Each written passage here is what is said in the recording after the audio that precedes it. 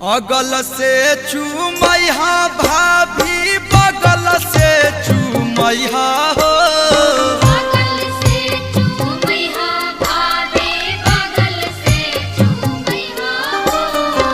अगल से चूमैहा भाभी बगल से चूमैहा हो।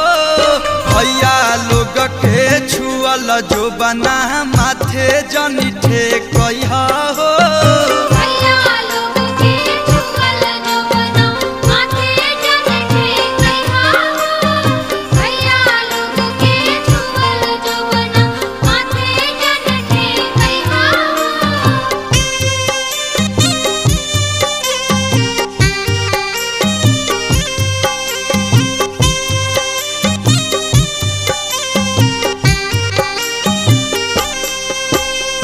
अगल से चूमैहा मामी बगल से चूमैहा हो।